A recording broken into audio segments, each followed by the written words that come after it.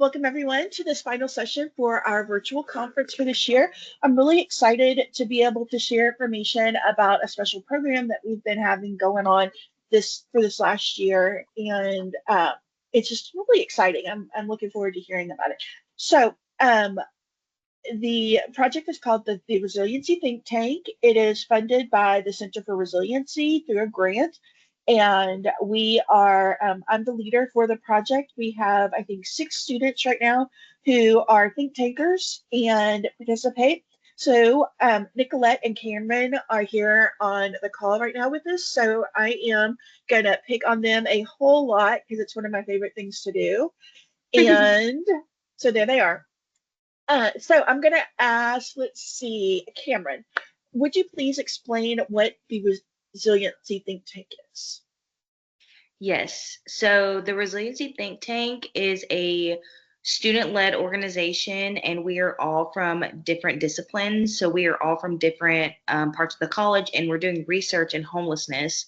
So what we're trying to do is kind of do our research through the lens of those respective majors. So like Dr. White said, we have about 6 of us. We have Nicolette and I are family studies, and then we also have Jessica, who's a family studies major, and then we have Joe, who's communications. We have Clancy, who's nutrition, Amy, who's education, and then James, who is in business.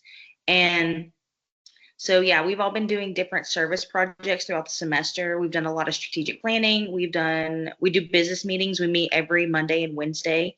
And what we do is we'll sit down and we'll be like, okay, what's this project? Where are we going with this project?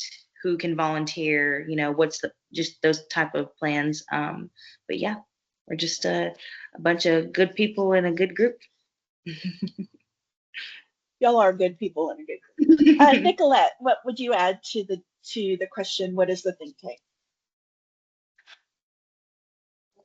Really, it's empowerment of individuals in every aspect.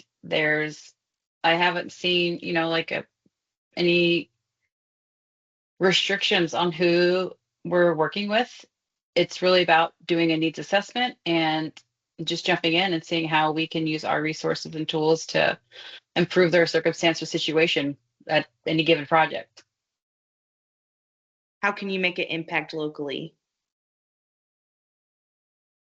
So I know that both of y'all recently did poster presentations at the Housing Summit in McKinney, Texas.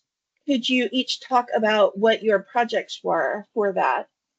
And then also, how did your experience in the Family Studies program impact or influence that inquiry? Nicolette, you can go first. No, okay. So the poster presentation I did was Unseen Wounds, and it was about grief and trauma with women that are in marginalized spaces, and from food insecurities to having to put on a face of resiliency, even though they're carrying the burden of themselves, their survival, and the survival of their children, over to mental health and the traumas that they experience through victimizations and any abuse that they've experienced just on top of their situation alone. It's very hard. And how to be in a place of culture, humility, and advocacy for those individuals, and to be a foundation to offer resources and how to help them manage and kind of cope and find healing with that and what that can look like, and the need that the community needs to improve on and offering those services to people. Mental health is not a luxury. It should be cared for just as much as our physical health and nutrition. It's what makes us function. So that is a snapshot of my project, and being able to present that at the Samaritan Inn, a transitional housing facility, with those that are working closely with people in such transition spaces was very rewarding, honorable, and intimidating. There's my poster. Thank you for sharing that, Dr. White.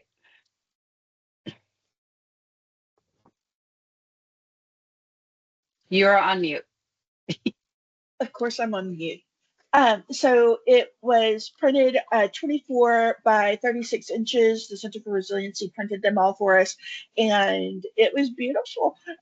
When we were at McKinney for the housing summit, they hung them in the hallway, and then all of the think tankers stood by their posters and answered questions as the staff and volunteers came through to learn about their different projects and research. So this is Nicolette's poster. I'll add it to the landing page. So if anyone wants to read it more in depth, y'all can do that. So I'm going to go ahead and ask Cameron to answer, and I'll switch over so everyone can see what hers look like.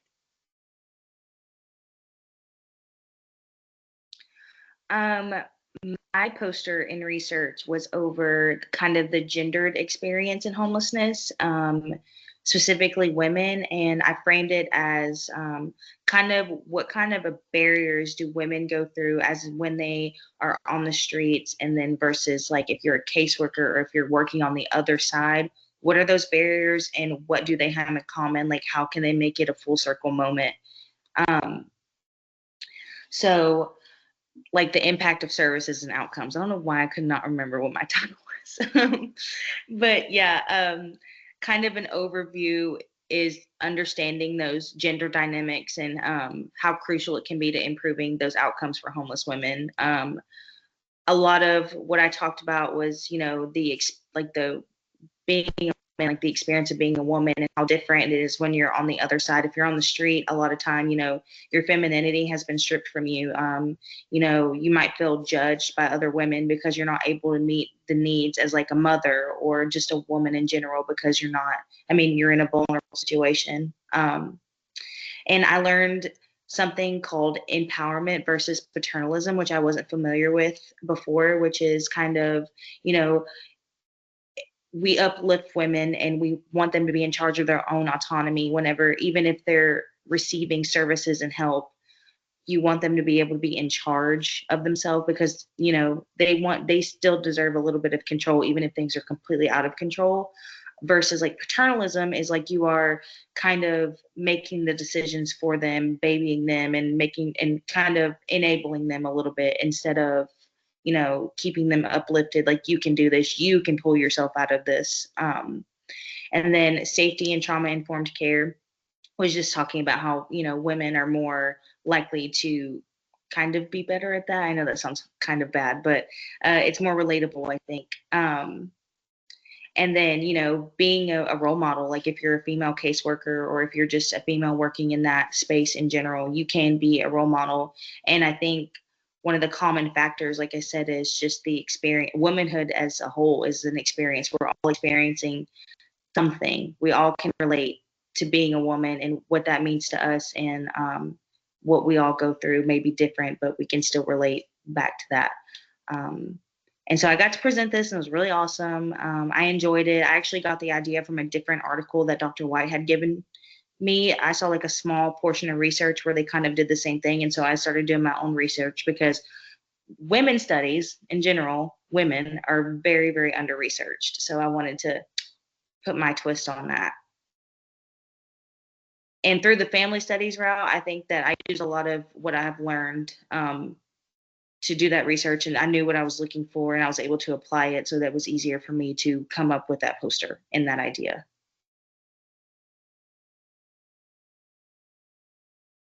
Thank you. So could y'all talk a little bit about the let's start with Nicolette, the quantity of projects that y'all did, and then maybe talk about some of the specifics, the examples of projects that y'all did throughout the semester. And while you're doing that, I'm going to hunt up the flyer that you created and show it so everyone can see because it's pretty cool. When I originally created the flyer, in my recollection, I believe I counted 22 projects from January, maybe a few right before January, but since January through end of April is what the think tank has been involved in. Um, Incredible. Like there is no task that they shied away from. If the project got put on the table in one of our meetings, it was like, when are we doing it? What's the deadline? It was amazing to just see people understand a need and do their best to address it. So you'll see the community projects list on the left under the community project section of this brochure that Dr. White's sharing. And Cameron can elaborate more on the other part that Dr. White asked about.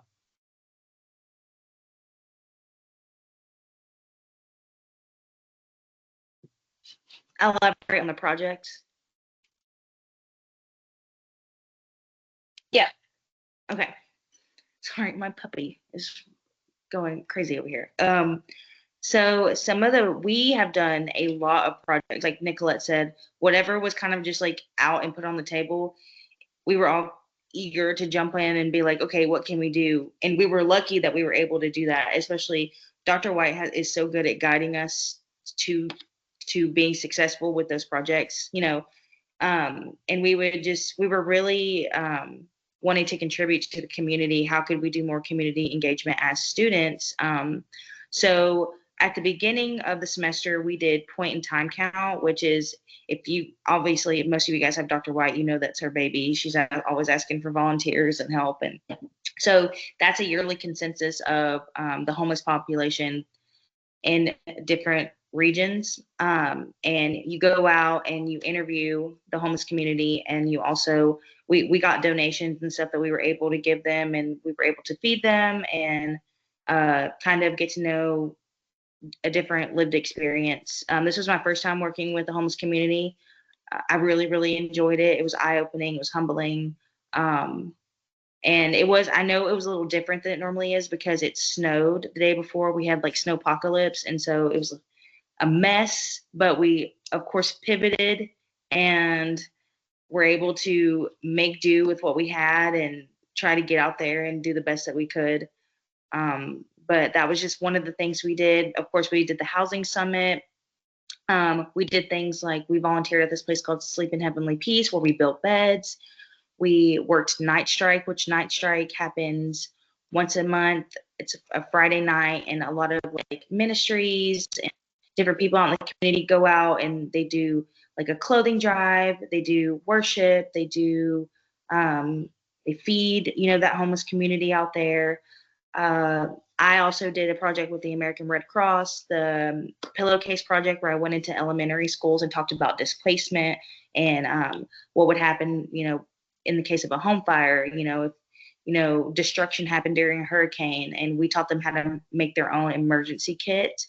Oh gosh, we did so much. I'm trying to think of like the really good ones. And of course, the housing summit was like my favorite when we went to Samaritan Inn. That was a really cool bonding experience as a team.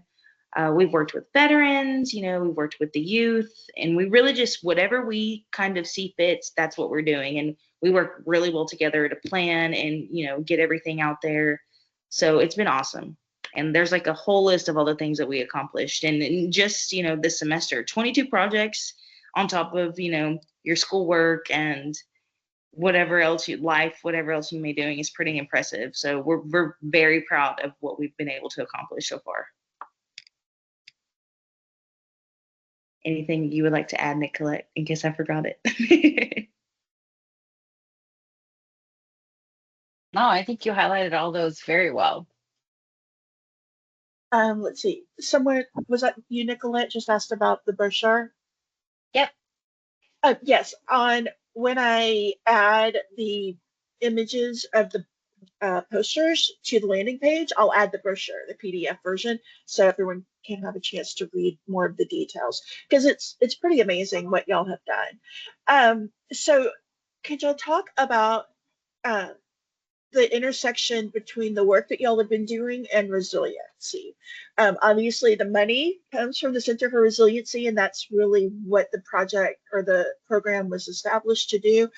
So maybe talk about that.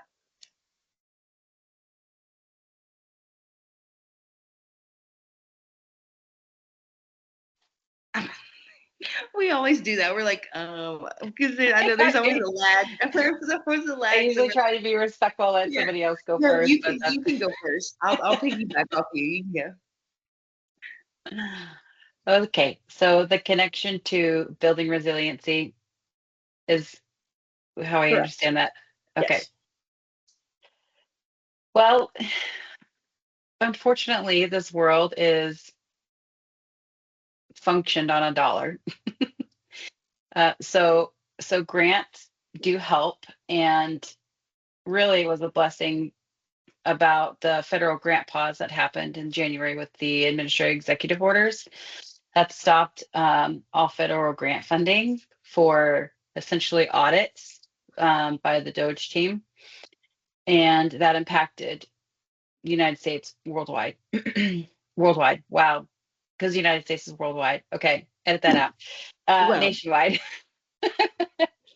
I mean, it is. We impact the globe, but it didn't affect the grant funding for the resiliency think tank from the Center of Resiliency. So that funding is being used to work on needs assessment projects, and that is evolving. Preparing right now, doing a needs assessment for grassroots organizations that are in the Southeast Texas area, and asking them about their organizations, about their community connections, about their funding opportunities and availabilities, and how to help them find grants, write grants, and get qualified for those grants, because you could find it and write it and still have to be qualified for it. And just helping them to build professional development. And so that's a project that's in the works that's going to require additional, funding, and it's an opportunity to be very impactful on a resilient level for both organizations, and then also for them to be able to be impactful with the communities they serve, and being resilient and offering the resources through their own organizations and services. Your turn, Cameron. I think for me personally, I had never, I mean, besides like my own experience with things like financial aid, I had not previously dealt with grants and different things like that. So the connection with the resiliency team for me, I think was, no, well, for one, thank you so much to the Center for Resiliency at Lamar, who like took a chance on our team and helped us build and create something that I hope gets to stay and gets to follow for, more semesters and more students. I'm so grateful. They have been, you know, super interested in our work and checking in on us and having us even present at like the brown bags and everything. If you're not familiar with brown bags at Lamar, they are kind of like seminars, webinars where you are presenting research. And I've done a couple with Dr. White because I have been working with her since before Think Tank. But also like we had a budget. I had never been a part of something that had like a budget, and us being able to use that money and use it for all these super cool things. I mean, we're obviously getting paid, but also we were able to buy all these things for our projects, and we're able to give, like when we do our needs assessment, we're able to give back to these people who we're talking to because of them. And they've just been very, very awesome to us. And I think I have a better understanding of how like grants work. And one of which had never really popped up for me before. Whenever we went to visit the Samaritan Inn, we actually got like a small little presentation about writing grants and what that looks like. And it made me appreciate it more because, and I do want to learn more about it because I have a feeling it'll pop up in my field of work. I definitely feel like it will pop up quite often. Um, but yeah, I'm just very thankful for the Center for Resiliency. They have been so great, and I think that they really genuinely like our work. And they were collaborating with them. We were able to create a awesome space for us to be involved in our community. So yeah. Yeah, the grant that we received is called the Lamar Project Grant. It's an interdisciplinary project, which means, of course, working with multiple disciplines. And we received about $50,000, which we're really thankful for, and that pays for staff time so that our students who are think tankers will be able to be compensated because we know that's important, and also provided lots of supplies for us to do really neat things. I think probably my favorite supply is Hedwig. Cameron, you want to talk about Hedwig? Yes. So Hedwig is a very fancy camera. So I don't know if you guys are familiar with the owl. The owl is kind of like, it's a webcam, and you hook it up to your laptop, computer, all the things, and it shows all angles of the room. So whenever we didn't have it for like months, but whenever we do our business meetings, our think tank meetings, we have the option to be in person or online. And of course, for Nicolette, since I am from Beaumont, so I live near campus, so I typically work on campus, and a lot of the students that are also a part of Think Tank also are on campus, and then we have our friend Nicolette, who is very, very far away. So in order for her to be able to participate, we have our team meeting as well. But now that we have Hedwig, our little owl, she can see all of us in the room. Normally she would only be able to see like a corner of the room because we were using a laptop, but she can see all of us. And even whenever, say, if I'm not feeling well, and so I decide not to, and I'm on Teams, and I can still see everybody. But yeah, it very, very cool little trinket that we got, and we named him Hedwig because of Harry Potter, because it's called the owl. And what does Hedwig do? He hoots at you, and he's also very difficult to set up. So It's pretty fun. So speaking of working from a distance, Nicolette, could you talk a little bit about your role in the pit count from a distance? Yes. I am grateful I got to participate in my tiny little office here in Waller, Texas, which is about 2 hours from Beaumont. Um, it was hard, one, because I couldn't drive to Beaumont because of the Arctic weather that they were experiencing and we were experiencing. It wasn't safe.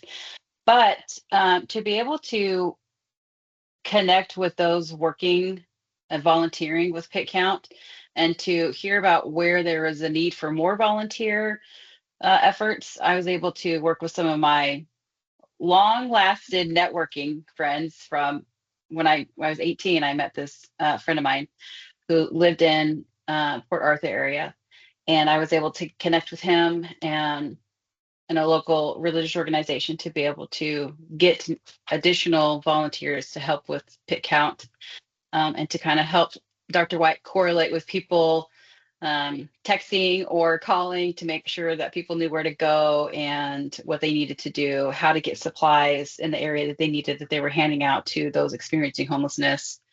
And I'm just really grateful for technology. I'm grateful for Hedwig. I'm grateful for Teams. I'm grateful for cell phones. Like it's amazing what you can get done, even not being there in person, and still feel a little bit impactful of like that very important day. I agree. I think for me, it was eye-opening also because we haven't had a virtual volunteer helping with the pit count coordination. And on that day, with snowpocalypse going on, it was not only freezing cold, it took 3 hours to chisel our way into the facility we were using.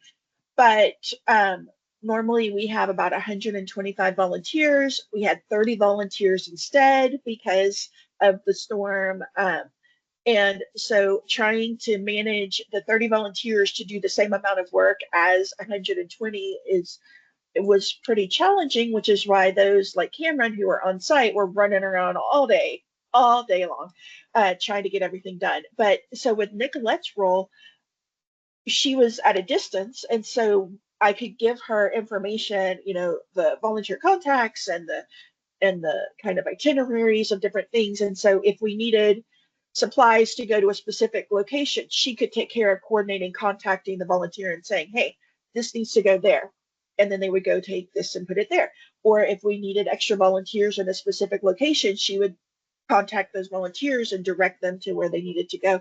And so it was really helpful in a way that we haven't explored before. And so, definitely in the future, we're going to be really building that into the plan. How can we use volunteers who want to help out but can't physically be on site? That is absolutely a new way, a new direction for us to explore how to kind of be impactful in your space that you're in. So I appreciate the willingness to jump in and try something new and to help me grow into that. I think that's pretty neat. Um, let's see. I want to stop for just a moment and show one of the videos from one of your teammates. Clancy Montez is our team member who is from nutrition. And she made a video for us. It's a 5-minute video, I think, and it's talking about about a program called Market to Hope that the team explored. Excuse me. And so I just want to share that. And so give me just a minute.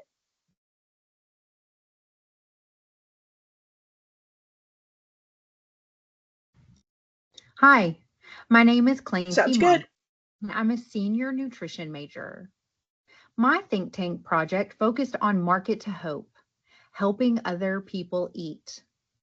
I selected this project because I'm passionate about helping people access nutritious foods, and I believe that food is a powerful tool for health and longevity. Being part of a project that directly supports that mission was especially meaningful to me. Market to Hope is a client choice food pantry located in Beaumont and Winnie, Texas. Unlike traditional food pantries where clients receive a pre-packed box of food, client choice models allow individuals to shop for their own groceries, selecting items that best fit their dietary needs, cultural preferences, and personal taste.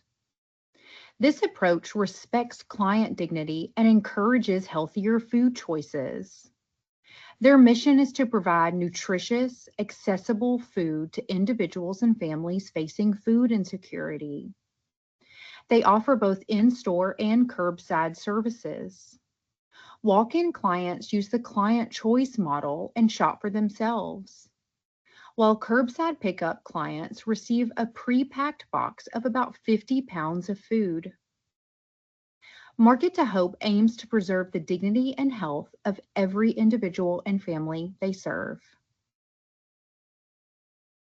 My project goal was to explore how pantries like Market to Hope prioritize nutritious food access, which is a critical part of addressing food insecurity. This is important because food insecurity is a major social determinant of health. By understanding how healthier choices are promoted in pantry settings, we can better connect nutrition interventions to long-term public health outcomes. I was especially interested in how they arrange their food space to promote healthy choices. I met this goal by touring the Market to Hope facility, where I saw how the layout was intentionally designed to encourage healthy choices. Fresh fruits and vegetables were the first thing I saw when I walked in the facility, and nutrient-dense foods were placed at eye level. Unlike traditional grocery stores, which often prioritize product placement based on profitability rather than nutritional quality, Market to Hope intentionally places healthy items at eye level to promote better food choices. I also learned that physically disabled clients received guided shopping assistance to ensure accessibility for all. And from speaking with the program coordinator, I learned about their strategies firsthand, from food arrangement to nutrition education workshops. And I saw how they balance health and food access of every client they serve. What stood out to me most was their focus on dignity. As a nutrition student, seeing how their environment and approach honor each person's humanity reminded me of why I chose this field, to ensure health and nourishment are accessible for all. This experience strengthened my commitment to promote food equity and my future career as a dietitian. The pantry is designed to look and feel like a typical grocery store, and everyone is treated with kindness and respect. I was inspired by the generosity of others, like Chick-fil-A donating their leftover chicken, and a local rancher donating beef to support families in need.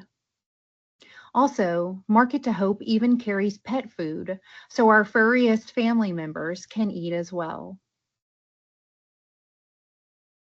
I'd like to thank Mrs. Miranda Creech, the program coordinator, and Deacon Ricky Pampolina, the director of Market to Hope, for allowing us to tour the facility and witness the impact of such a compassionate and nutrition-forward program.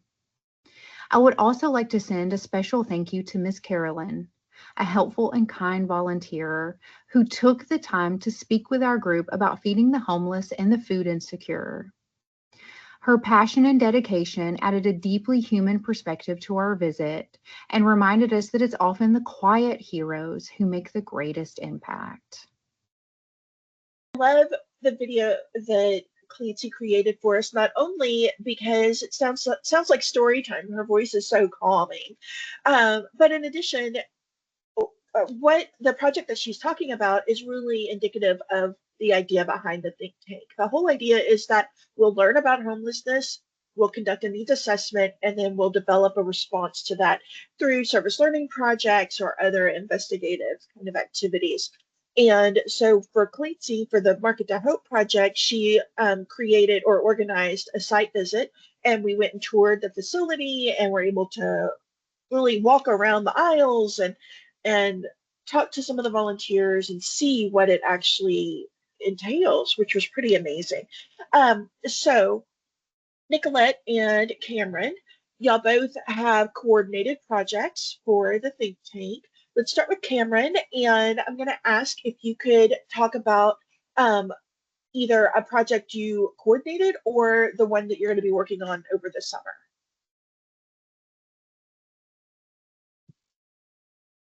So I have coordinated quite a few. Just a couple would be the Pocket Pal. So the Pocket Pal, which it's not my project, it's just something I assisted Dr. White on. I've been working on it actually for like 2 years.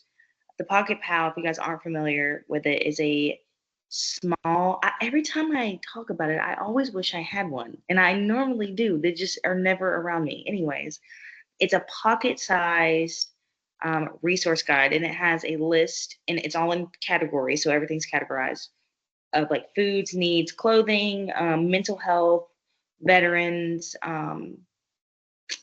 financial aid, different things like that. But it's for the homeless. It's a resource guide for the homeless, and it's on waterproof paper, and it's in a little pocket or pocket size, not in a pocket. And it's very, very cool. I enjoyed working on it because it was able to expand my knowledge of what's local to me. And I've lived here all my life and I had no idea what some of these people or organizations did. So that was a cool one. One that is coming up is I had been to an event, a volunteer event called the Stand Down, which is a veterans event where me and James had met an organization where they had bought land and they were building homes for previously homeless veterans. And it's called the Veterans Village.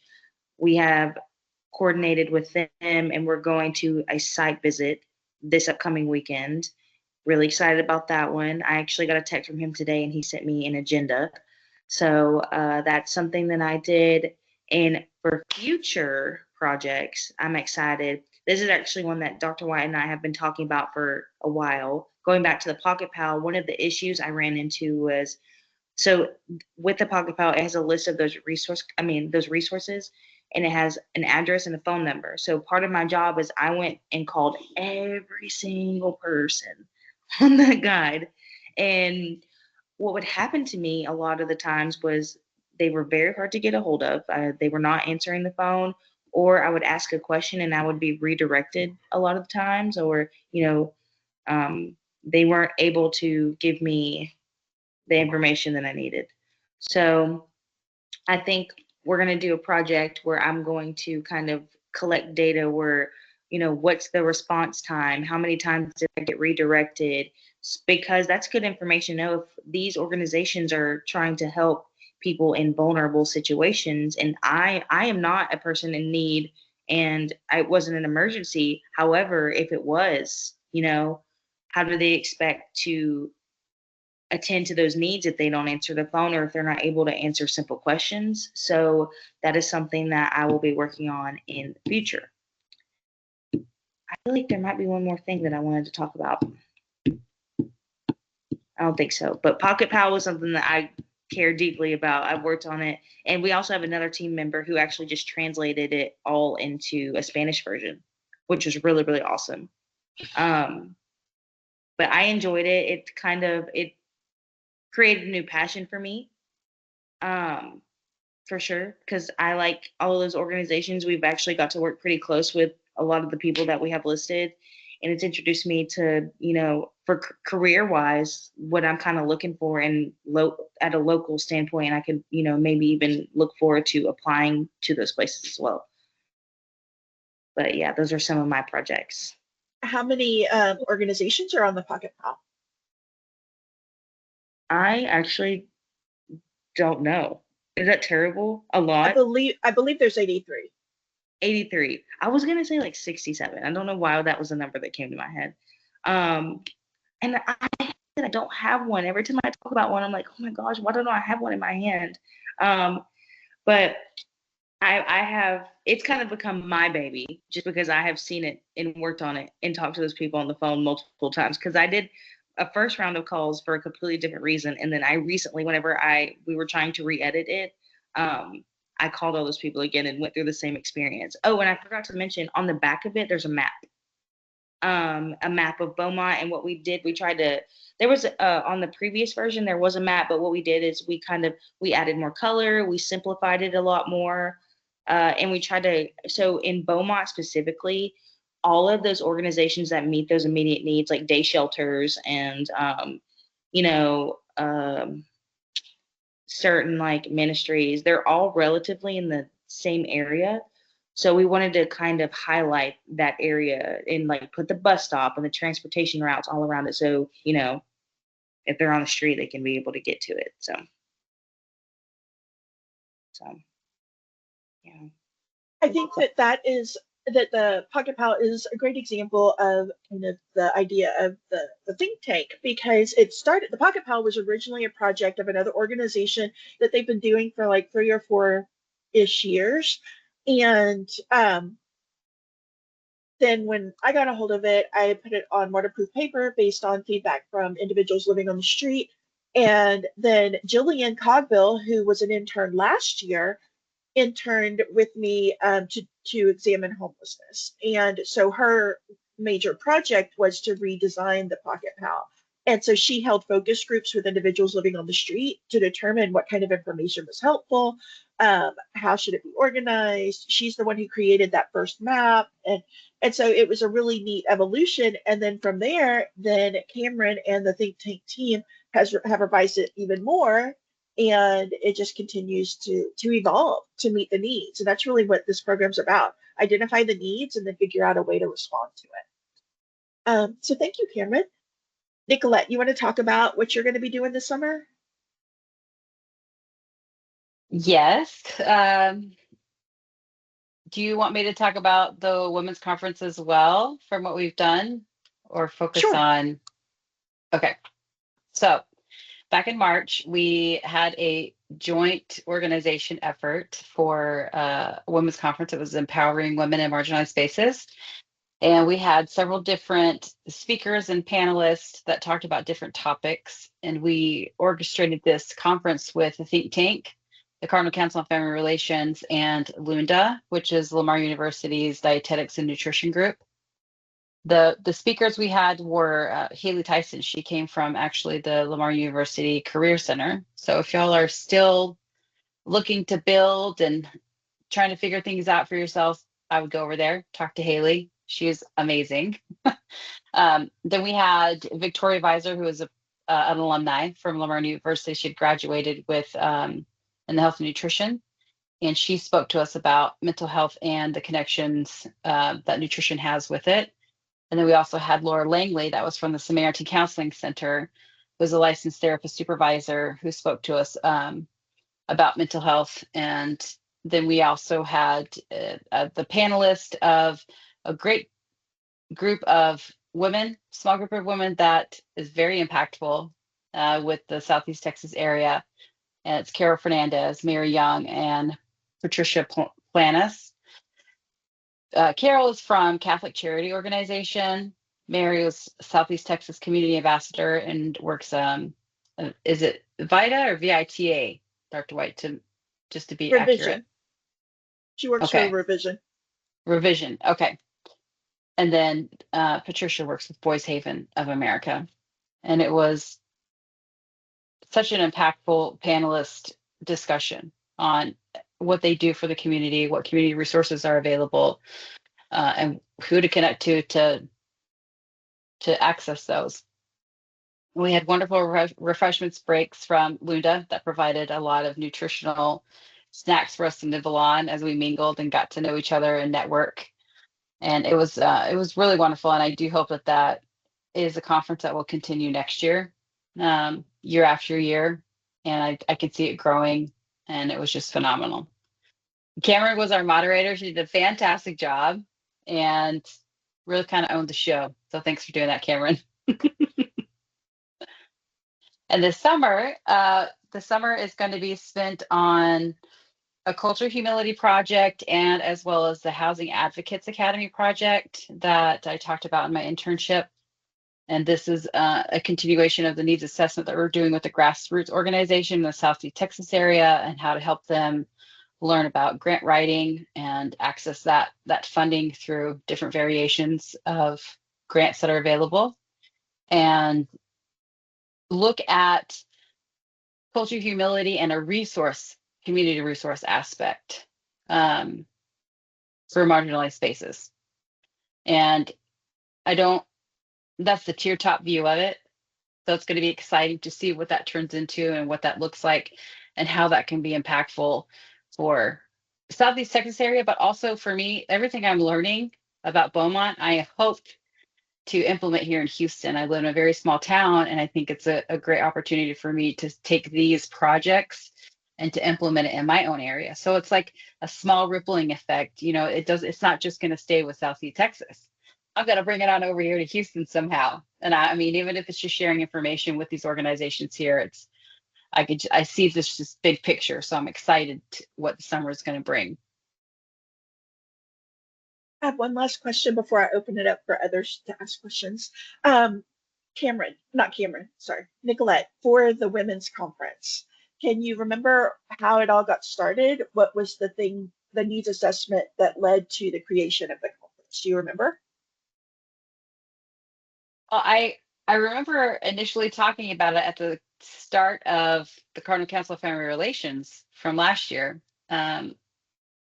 It just kind of birthed in with the council, and then I saw just that it was too big of an event to not involve other student organizations. And being involved in think tank, I saw what they were doing, teaching resiliency, not just teaching, but working with people in a resilient factor. And it just correlated. And then I thought about the health aspect and looped in Lunda, and Lunda was great to jump on board because it's all encompassing. So I hope if that is my perception of the start of it, but it really was like a long process to me. It was a long process. Specifically, it started because we did a focus group with CCFR members who were first generation students, and we identified that there were feelings of isolation and marginalization. And I think that's what propelled you. So when you heard about NCFR's initiative with women in marginalized spaces, you thought, hey, wait a minute, this fits. And I think that really kind of propelled everything forward. So does anyone have any questions for these two?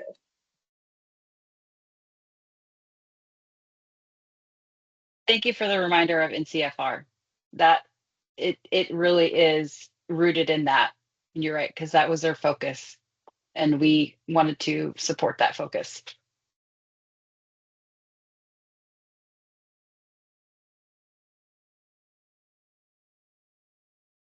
I can't find my raised hand button, but I'm just going to chime in. I just want to say you guys have done a phenomenal job from, based off of the information that I'm hearing. And I'm just so happy I was able to hear what you guys did. And it sounds like it was a success. So I hope that, like Cameron said, I hope that they continue this in the future. And then also shout out to Nicolette. I want to tell you one thing. You're amazing. You're always trying to uplift other people when it's about you at that moment. And I appreciate that. That is very sweet. Thank you. I'm gonna take that, keep it right here in this heart of mine. Then take it everywhere you go.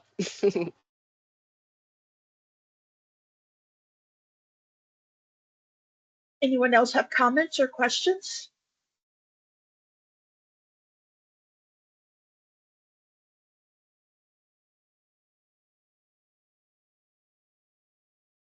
Okay, so let's start with Cameron. What, throughout your experiences with the think tank, have there been any um, shocking or difficult things that you've learned along the way? Um, I think there's been a couple.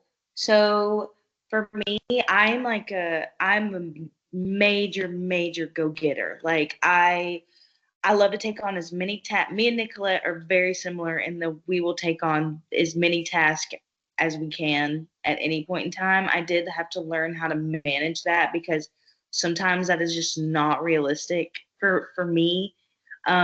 As much as I want to, I learned how to say like turn a task down, which I typically don't like to. Um, I want to make sure everything gets done. So that was something that I had to like learn for myself. Like you don't take on more than you need to, because if not, then you're going to not be successful in other areas when we need to focus on one thing. If that needs to be successful, let's focus on the one thing. Um, I do believe I got better at a work and school balance because outside of think tank, I do have, my real life job, and also with being a student, I had to learn how to kind of manage all of those things and making sure I was hitting the mark and not letting one go essentially and not being successful in those areas. I learned how to work better with a team because I am typically an independent kind of girl. I love independent work. Not that I'm not a team player, you know. I love I love my team members. We've gotten to be so close and we've bonded. And it's been really great. But I had to definitely learn how to, let other people take the lead because a lot of the times I do like to take the lead. And also, Dr. White tells me I need to take the lead sometimes. So I was just like, already like, okay, I'm taking the lead on this. I shove with love. Yeah.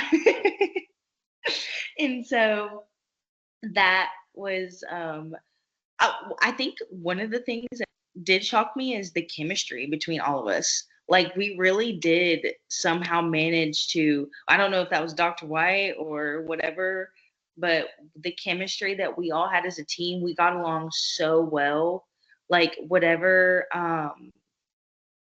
like it was just there was no negative energy ever. The only negative energy came from this probably end of the semester where we're like, oh my god, like are we gonna be able to make it from the stress? But all work so well together, and it's crazy because we're all like we come from different colleges, we have different interests, and we're all different ages. Like I'm 25. I believe James is 30. Amy's like 20, and so we all are kind of in different parts of our life. And I was also lucky. My childhood best friend was on the team, so like we were kind of like Tweedledee and Tweedledum of the group. But I think that was one of the things that really shocked me is how well I didn't expect for us to be like get close the way that we did and really really work together. So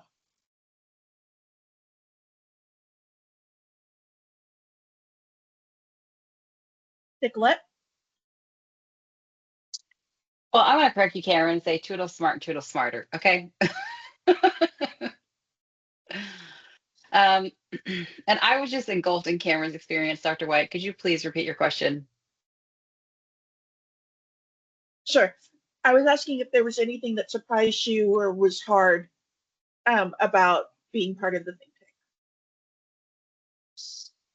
Yes, and all of it for me. But it was all good. That is not going to think a negative. Like I was very surprised, one, at how cohesive a diverse group of people can be. Different, like Cameron was saying, different academics, different backgrounds, different life culture, everything. And it was amazing to see a bit of pieces of each of us put a project together. Um, the most challenging for me is being virtual. I would love to have been there at every single event. They do a lot of community advocate work, and to not be able to experience that is very challenging. I mean, I get to experience through their stories and their pictures, and it's fun. And so any chance I get to be a part of the team in a physical aspect, like it feels like I've been there the whole time. Um, the projects are always working with humans and individuals, so there's heart in it, and it tugs on your heartstrings. That's also challenging because you want to stay polished, as Dr. White is teaching us to do. um, and that's challenging to do, especially with first exposure to me. I'm an emotional person. I'm a weeper. I'm a crier. I love people, and I want to sympathize and empathize with them because I'm a fixer. I want to bring peace into their lives and give them a solution, at least a step to a solution. And sometimes you feel helpless, and that's a challenge. But we're not helpless. There is something that you can do to offer help if it's not just solve the problem. Help is not solving, help is help. And I had to learn, like, it's not a big giant boulder. There's these tiny little rocks, which kind of came from an experience that we had when we went to the housing summit, um, at the summit, Samaritan Inn in Dallas, when we were painting rocks and motivational messages. I'm like, each of these little rocks and these little messages are building a foundation for somebody to walk on and to carry forward on. And so, that's the challenge, is not feeling like you're ever impactful enough, but you are, and having to learn that. And that's part of culture humility. And again, like spoke earlier in different sessions, of using our culture humility to help people rather than like we don't have the experiences. It's what we have had and what we can use to help others. Yeah. I think my final question will be, um, how has your experience with the Resiliency Think Tank changed your educational experience at Lamar? I'll go. So for me, I have been in college, in and out of college for a minute. Um, so moving to I was previously a psychology major for background, and it was not serving me. I love psychology; it's still my minor, but I was not progressing as a student at all, and I was not taking care of myself and my success as a student in order to meet the finish line. So when I moved to family studies, which is a hybrid kind of department or major, and much smaller. You're dealing with Dr. White and Dr. Wallet for most of your time, and they're so receptive to everything. They're watching you, they're checking in on you, they're making sure that you're successful. And so whenever I started working for Dr. White and I was able to be like close to my professors, that like changed me as a student because it made it easier for me. I felt like to become successful because there was a person on the side that was pushing me and believing me to do other things. So whenever I started with Think Tank, and then I also have all these other friends with me that we all have a common goal, and we all want success for each other. It I feel way more polished as a speaker. I feel like I used to not like research like at all, and now it's like the only thing I ever want to do. Um, and I discovered a complete new passion. I've always wanted to enter the counseling world. I'm sure, as most of us have, or family specialists, whatever you're looking for. And I love to help people, and having an opportunity to be hands on and do all these projects, it made me feel like, okay, like I'm, as a student, I'm not just turning in my homework and going through the motions. Like I'm doing something, and it's making me more passionate to meet that finish line and look beyond the finish line, which I had never done before. So I feel more established as an academic and a future employee. I feel like Dr. White and Mr. Dr. White go by like world changer and trophy wife, I mean trophy husband, and so I feel like a world changer too now, kind of. I feel like I'm able to step into this world and make big changes. I don't feel like that's not a possibility. I have been introduced to spaces where I know where to start. So that's kind of how it's changed me and impacted me. Well, I feel like I've been a barrier buster. Okay. Being an online student, non-traditional student, I was concerned about what type of involvement that would be. My previous involvement in online education was through community college, and it was like, you're in, you're out, goodbye, thank you, carry on. I have felt like I am a student at Lamar University, and I said in the comments earlier, they are very versatile and still giving that student experience. Y'all, I am 43 years old. Okay. My time in the world for education was in the 20s, but I am here being part of student organizations, being a part of internship with the university, being a part of this conference. This is not normal. And Dr. White, you got to have some kudos. A lot of this is created by your effort. And to see your professorship and your love for students and your love for learning and teaching us to be successful, as messy as it can be for us sometimes, you're just there. And I really appreciate that support. That has been incredibly impactful for me. I feel seen as a person, seen as a student and a professional. Like you don't hold our hands. You're like, well, you can figure it out. And you encourage us to push ourselves out of our comfort zone constantly. I don't have a comfort zone anymore, just so you know. And so that's how it's impacted me. It's impacted me to not say no to opportunities I would have before. It's shown me that the mental health industry is not just patients that can come in and pay for, therapy, like a luxury. It is a necessity and a need and a community resource that should be much more accessible than it is. And so learning about that and how I can do work in the future with those that are in marginalized spaces and experiencing homelessness, of how that shouldn't be a luxury service that should be so hard to find, because they are really who need it the most. Having to learn to deal with their experiences in that moment that may be a little bit longer lasting than, some of it's trauma, it's grief, they carry things that we don't see, just as we all do, but they should have just as much access as somebody that could just be able to pay for it or has the support of somebody to pay for it.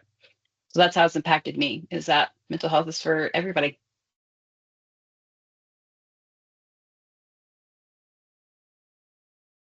Well, I am so impressed by both of y'all. I have absolutely loved working with y'all over the past however many months I've been with each of you.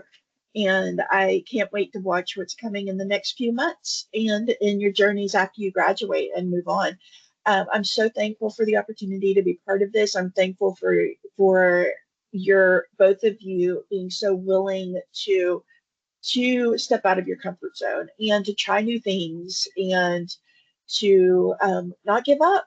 And I'm so proud of you. I'm going to go cry now and then take a nap.